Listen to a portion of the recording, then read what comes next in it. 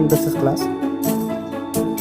तर स्टुडंट्स, आज आपण Kirchhoff's law of heat radiation and it's theoretical proof जो आहे त्याच्यावरती डिस्कशन करतो आहे की बरेचसे आपले जे टॉपिक्स बाकी होते ऑलमोस्ट आपण ट्राय करू आज की हे जे चॅप्टर्स आहे आपलं हे कायनेटिक थेरी ऑफ गॅसेस जे आहे आपलं त्याला संपवण्याचा प्रयत्न करू. मी तुम्हाला सांगण्याचा प्रयत्न करतो बऱ्याच चांगल्या पद्धतीने. ठीक आहे, तर बघा की किर्चॉफ्स लॉ एक्झॅक्टली काय होता की किर्चॉफ्स लॉचं मत असं होतं की इट इज स्टेट्स दॅट, ठीक आहे, it is states that the coefficient of absorption, ठीक आहे ना, कोइफिशियंट ऑफ ॲब्सॉर्प्शन काय असतो आपला ए असतो. ठीक आहे, तर किर्चॉफ म्हणायचा त्याचा जो लॉ होता तो स्टेट करायचा की ॲब्सॉर्प्शन, ठीक आहे, coefficient of absorption of a body is equal to the coefficient of emission. ठीक आहे ना, म्हणजे कोइफिशियंट ऑफ ॲब्सॉर्प्शन हा ऑलमोस्ट इक्वल्स टू काय कोइफिशियंट ऑफ इमिशन आहे. म्हणजे जेवढं इमिशन होतं आहे तेवढंच काय होतं आहे ॲब्सॉर्ब होतं आहे.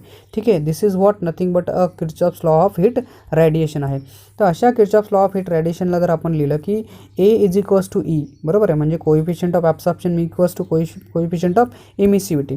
पण तुम्हाला चांगल्या पद्धतीने माहिती आहे की कोइफिशियंट ऑफ जो इमिसिव्हिटी आहे that is an emissive power upon emissive power of black body आहे. ठीक आहे ना, इमिसिव्ह पॉवर और radiant power upon radiant power of a black body असतो आपला इमिसिव्हिटी. तर याचा अर्थ जर A is equals to E असेल तर याचा अर्थ जर E is equals to R upon R B असेल तर राहिली कन्सेप्ट जर आपण म्हणतो आहे ना that is A is equals to E is equals to that is R upon R B, तर मधला जर गायब होऊन गेला आपला, ठीक आहे ना, हा जो आहे आपला, ठीक आहे, तर आपण ह्याला काय लिहू शकतो ह्या पद्धतीने पण लिहू शकतो ना, बरोबर ना, that is what A is equals to R upon R B. This is what a absorption. तर हा कुठला लॉ होता आपला, this is what a Kirchhoff's law. लक्षात ठेवा किर्चॉफ्स लॉ एक्झॅक्टली काय आहे की that is coefficient of absorption of a body is equal to the coefficient of emission at an given temperature. जे गिवन टेम्परेचर तुम्हाला दिलेलं आहे at particular temperature that will B coefficient of absorption equals to काय coefficient of emission आहे. That is what R upon R B आपण त्याला लिहू शकतो. ठीक आहे, तसंच जर आपण जो स्पेक्ट्रल डिस्ट्रीब्युशनचा आपल्याला कर्व दिला होता, spectral distribution of the black body radiation जो दिला होता, तर तुम्ही हा कर्व नीट बघितला ना तर ह्याच्यामध्ये हा इकडे जो जातो आहे वाय ॲक्सिसवरती तो तुमचा एमिसिव्ह पॉवर आहे, म्हणजे रॅडियंट पॉवर त्याला आपण म्हणतो. आणि इकडे आहे वेवची लेंथ. कशाची लेंथ आहे, वेव लेंथ आहे लॅम्बडा. कुठली आहे, वेव. ही जी वेव असते त्यांच्यामध्ये असणारी जी लेंथ आपण घेतो ना, ठीक आहे, ही वेवची जी लेंथ आहे that is what a lambda.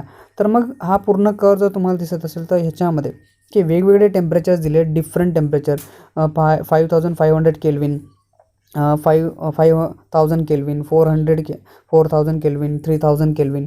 तर असे डिफरंट टेम्परेचरला ह्या वेव्ज आहेत, ठीक आहे ना, ज्या वेव्ज ट्रॅव्हल करत आहेत. जर तुम्ही नीट बघितलं असेल तर बघा की हा curve that is radiant power म्हणजे emissive power with respect to lambda आहे, म्हणजे वेवलेंथ आहे. तर ह्याच्यामध्ये जशी जशी वेवलेंथ वाढते म्हणजे वेवलेंथ 500, 1000, 1500, 2000, 2500 आणि 3000. बघा की जशी जशी ह्याच्यामध्ये वेवलेंथ वाढत चालली आहे ना, बरोबर आहे, इकडे 5000 जिथे होतं म्हणजे 500 जिथे आहे, जिथे 500ची वेवलेंथ होती तिथे बघा की ऑलमोस्ट मॅक्झिमम लॅम्बडा दाखवतो आहे, म्हणजे वेवलेंथ तिथे काय मॅक्झिमम आहे. कुठे 5500 केल्विनला. म्हणजे असंच नाही आहे की फिक्सली 5500लाच हा लॅम्बडा मॅक्झिमम असेल, ठीक आहे ना. सो ह्यांच्यामध्ये हा मॅक्झिमम दाखवतो इथे, ठीक आहे, इथे काय हा मॅक्झिमम आहे. तर मग इथून जर वेव वाढते म्हणजे पहिले बघा जिथे वेवलेंथ वाढते तसा एमिसिव्ह म्हणजे रॅडियंट पॉवर पण वाढतो आहे. किंवा इन केस ऑफ दिस जर मी टेम्परेचर वाढवलं पहिले, ठीक आहे ना, पहिले जर मला टेम्परेचर वाढतं आहे कॉन्स्टंटली आणि जसं जसं अजून टेम्परेचर वाढत जाईल कंटिन्युअसली तर काय होईल माहिती आहे का की दॅट इन द रेडिएशनची एनर्जी जी आहे दॅट विल बी समटाईम्स जी वेव लेंथला काय करत जाईल डिक्रीज करत जाईल. ठीक आहे, काय करत जाईल डिक्रीज करत जाईल. म्हणजे नीट बघा that is the major represented, हे जे मेजर आहे represented graphically in the form of curve. कशाच्या फॉर्ममध्ये दिलेलं आहे, कर्वच्या फॉर्ममध्ये दिलेलं आहे. शोविंग द व्हेरिएशन, काय व्हेरिएशन दाखवतो आहे, radiation power per unit area as a function of wavelength. कशाच्या फंक्शनमध्ये दाखवतो आहे, वेवलेंथच्या फॉर्ममध्ये तो दाखवतो आहे at a different constant temperature. म्हणजे वेगवेगळ्या कॉन्स्टंट टेम्परेचरला, म्हणजे टेम्परेचर फिक्स करून ठेवलेलं आहे, ठीक आहे ना, दिसतं हे वेगवेगळं टेम्परेचर जे इथे आहे हे फिक्स टेम्परेचर इथे करून ठेवलेलं आहे. काय दॅट इज डिफरंट कॉन्स्टंट टेम्परेचरला इथे आपल्याला हे ऑब्झर्व होतं आहे. म्हणून जर आपण त्याला नीट ऑब्झर्व केलं तर आपल्याला समजतं की energy is not uniformly distributed in the spectrum. म्हणजे प्रत्येक केसमध्ये प्रत्येक टेम्परेचरला जी एनर्जी आहे ती काय युनिफॉर्मली डिस्ट्रीब्युटेड नाही आहे, म्हणजे युनिफॉर्म डिस्ट्रीब्युशन हा कर्व तुम्हाला दिसत नाही. म्हणजे प्रत्येक केसमध्ये त्याची काय होते, एरिया तुम्हाला जर दिसत असेल, मधला जो एरिया आहे तो काय चेंज होताना दिसत असेल प्रत्येक स्पेक्ट्रममध्ये. म्हणून that is nothing but the energy is not uniformly distributed in the spectrum. स्पेक्ट्रममध्ये जेवढे कुठलेही जी एनर्जी आहे ती युनिफॉर्मली डिस्ट्रीब्यूट केलेली नाही आहे. म्हणजे that is at a given temperature, जर मी गिवन टेम्परेचरला त्याचा विचार केला, द रॅडियंट पॉवर एमिटेड, ठीक आहे, इनिशियली इंक्रीजेस, ठीक आहे ना. जी रॅडियंट पॉवर बघा पहिले इंक्रीज होत होती रॅडियंट पॉवर, ठीक आहे ना. ही रॅडियंट पॉवर इंक्रीज होते इथपर्यंत, कुठेतरी मॅक्झिममपर्यंत ती इंक्रीज झाली, ठीक आहे, बरोबर. जिथे ती इंक्रीज होते that is initially increases with increase in wavelength. दिसते बघा की ही वेवलेंथ जशी जशी वाढते, ठीक आहे, तसं तसं काय होतं यांच्यामध्ये पण इन्क्रीमेंट होत चालली.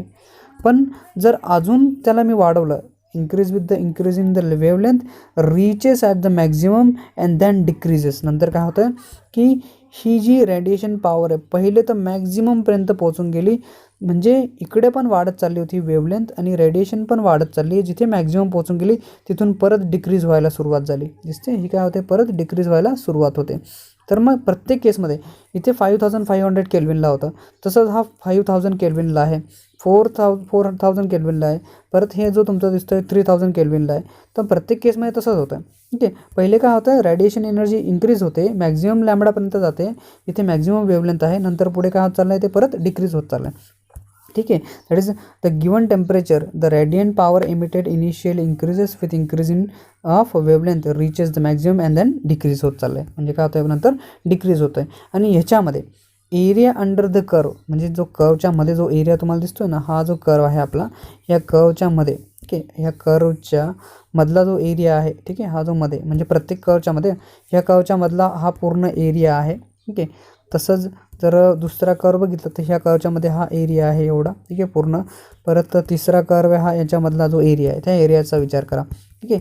सो ॲट ईच कर्व, जेवढा कुठला आपल्याला कर्व दिलेला आहे, म्हणून the area under the curve represent the total energy. कशाला रिप्रेझेंट करतो, टोटल एनर्जी एमिटेड पर unit time per unit area. म्हणजे प्रत्येक टाईमला आणि प्रत्येक स्पेसिफिक एरियाला, ठीक आहे, per unit time per unit area bye अ ब्लॅक बॉडी. काय दाखवत होतो, बाय अ ब्लॅक बॉडी, काय that is what nothing but a total energy आहे. काय टोटल एनर्जी कशी आहे, दॅट इज जी एरिया ज्या कर्वच्या मध्ये जो एरिया आहे that is nothing but a total energy त्याला म्हटलं जातं, बरोबर. जी व्हॅल्यू आहे लॅम्बडाची, ठीक आहे, the value of lambda maximum जिथे आहे, ठीक आहे, जिथे लॅम्बडा जिथे वेवलेंथ मॅक्झिमम आहे decreases with increase in temperature. दिसतंय का तुम्हाला, जसं जसं टेम्परेचर वाढत होतं ना, ठीक आहे, जसं जसं टेम्परेचर वाढत चाललं होतं तसं तसं काय होतं आहे, जसं टेम्परेचर वाढतं इंक्रीज होतं तसं तसं त्याच्या वेवलेंथमध्ये काय होतं, डिक्रीज व्हायला लागते. वेवलेंथ काय होत जाते, डिक्रीज होते. आणि एक स्पेसिफिक 3000ला ऑलमोस्ट सगळ्या टेम्परेचरला जी वेवलेंथ आहे ती सारखी होऊन जाते. म्हणजे रेडिएशन पॉवर जी आहे ती इथे काय होऊन जाते, 3000ला ऑलमोस्ट सगळ्यांची सारखी यायला तुम्हाला दिसत असेल, ठीक आहे.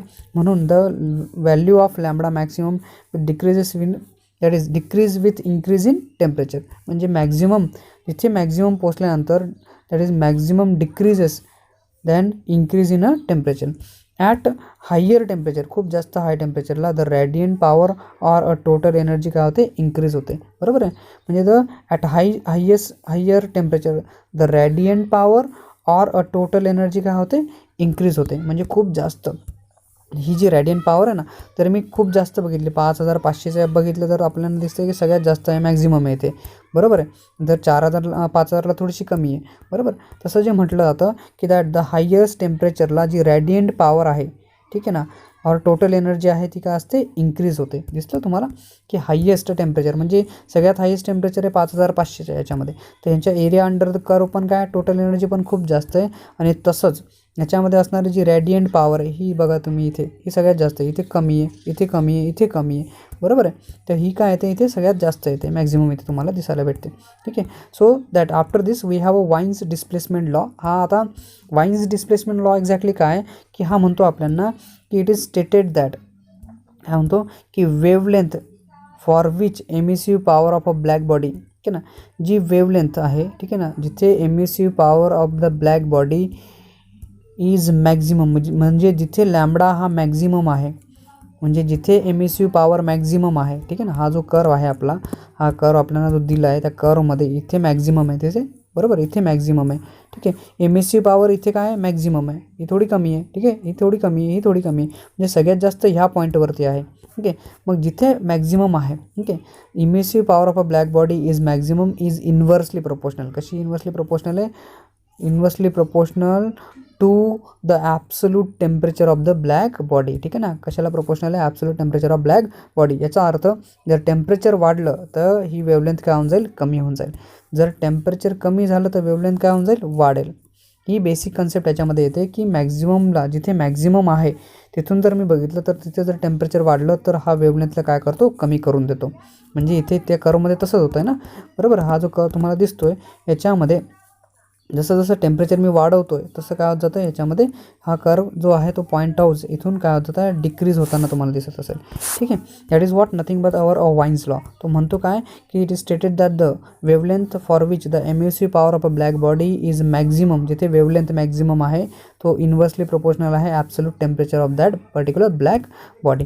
तर आपण याला ब्लॅक बॉडी म्हणजे वाईन्स कॉन्स्टंट बीचा यूज करून, म्हणजे हा जो प्रोपोर्शनॅलिटी कॉन्स्टंट आहे बी, this is nothing but a Wien's displacement law or Wien's displacement constant याला म्हटलं आता बीला, आणि त्याची जी व्हॅल्यू आहे that is 2.898 into 10⁻³ metre kelvin जी आहे ती आपल्याला इथे दिली जाते. तर ॲक्च्युली ह्याचं काम काय की वाईन्स लॉ आपण कशासाठी शिकलो किंवा का बरं आपण त्याला अंडरस्टँड केलं, तर काय होतं माहिती का, समटाईम्स आता जर सूर्य आहे तर सूर्याचं टेम्परेचर काय तुम्ही थर्मामीटर लावून मोजणार आहेत का, नाही ना, बरोबर ना. मग सूर्याचं टेम्परेचर मेजर करण्यासाठी आपल्या वाईन्स डिस्प्लेसमेंट लॉचा यूज केला जातो, बरोबर आहे. दूरहून वेवलेंथला काउंट करून टेम्परेचरला मेजर केलं जातं. ठीक आहे, युझिंग वाईन्स कॉन्स्टंट 2.898 इंटू 10⁻³ ला यूज करून सूर्याचं टेम्परेचर असेल किंवा खूप दूरदूरचे जे सेलेस्टेशियल ऑब्जेक्ट्स आहेत, आकाशगंगेमधले जेवढे कुठले ऑब्जेक्ट्स आहेत त्यांचं जर टेम्परेचर मेजर करायचं असेल तर वेवलेंथला मेजर करून किंवा वाईन्स लॉचा यूज करून काय करू शकतो मी, त्यांचं टेम्परेचर काय करू शकतो, मेजर करू शकतो.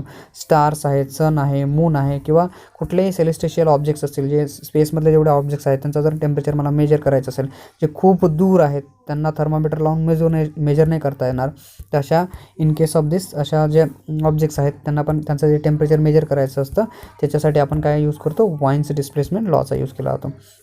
ठीक आहे, पुढे आपल्याला स्टीफन्स बोल्ट्झमॅन लॉ दिला होता रेडिएशनसाठी.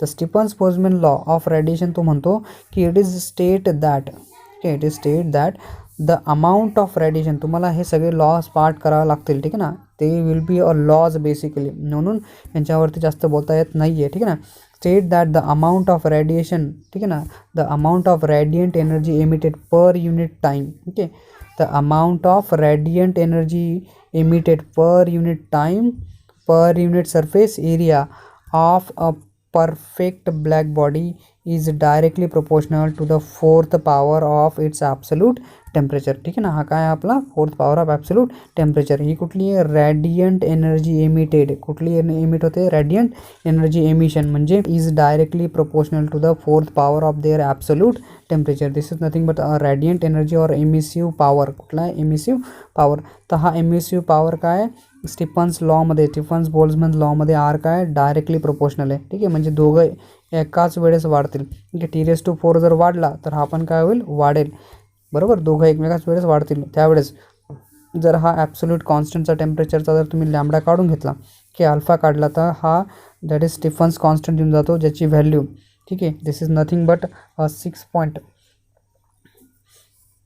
समथिंग येऊन जाते आपल्याकडे, that is what 9.67 into 10⁻⁸ joule per metre square second kelvin raise to 4 ह्या बेसिकली आपल्याला इथे हा दाखवतो. ठीक आहे, तसंच जर आपण ह्या व्हॅल्यूचा विचार केला, ठीक आहे, वी नो दॅट आपल्याला आर पण माहिती असतो की काय लिहितो आपण, Q/80 लिहिलं आहे, आपण शिकलो आहे आपण मागच्या लेक्चर्समध्ये. ज्यांनी बघितलं नसेल प्लीज बघा. R is equals to Q/80 असतो आणि याला काय करू शकतो मी इथे रिप्लेस करू शकतो. And after replacement whenever I replace this माझ्याकडे येऊन जाईल Q/80. दिसतं आहे ना, हा काय आहे तुमचा बेसिकली फक्त हा आर माहिती आहे तुम्हाला. आर काय, Q/80. तर Q/80 लिहिलं तर हा पूर्ण झाला. Q/80 is equals to sigma T⁴. तर बेसिकली आपल्याकडे काय येतं फॉर अ ब्लॅक बॉडीसाठी हा आपल्याकडे कंपॅरिझन येऊन जातं. पण ऑर्डिनरी बॉडीसाठी आपण ई लावतो, काय लावतो, ई. ठीक आहे.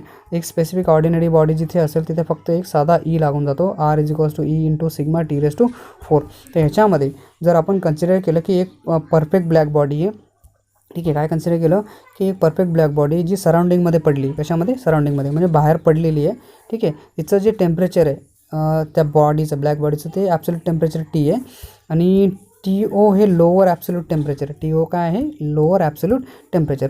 मग काय झालं की जर the energy radiated per unit time per unit area, म्हणजे काय होईल, जर एखादा ऑब्जेक्ट जर आपण ॲटमॉस्फिअरमध्ये सोडून दिला आहे, ठीक आहे, याची हीट आहे, ती काय करेल, तो ॲटमॉस्फिअरसोबत शेअर करेल की नाही, आणि ॲटमॉस्फिअरची पण एनर्जी ट्राय टू ॲब्सॉर्ब करण्याचा प्रयत्न करेल. पण लक्षात ठेवा की ऑब्जेक्ट फक्त काय करतो आहे, एनर्जीला, रेडियंट एनर्जीला सराउंडिंगमध्ये टाकतो आहे, ओके.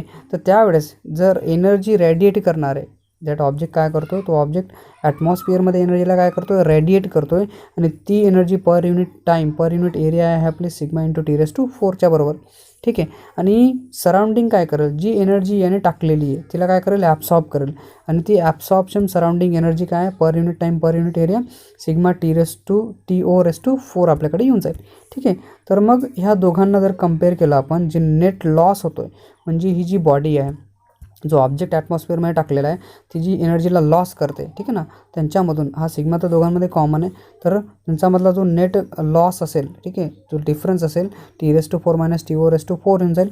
म्हणून if body is not perfect, फक्त म्हणजे that net loss of energy here radiant energy perfectly black बॉडीसाठी, okay, that will be sigma into T raise to 4 minus T0 raise to 4. आणि जर बॉडी परफेक्ट नसेल, perfect black body नसेल, तर फक्त काय लागून जातो, e sigma T raise to 4 minus T0 तुमच्याकडे येऊन जाईल, ठीक आहे.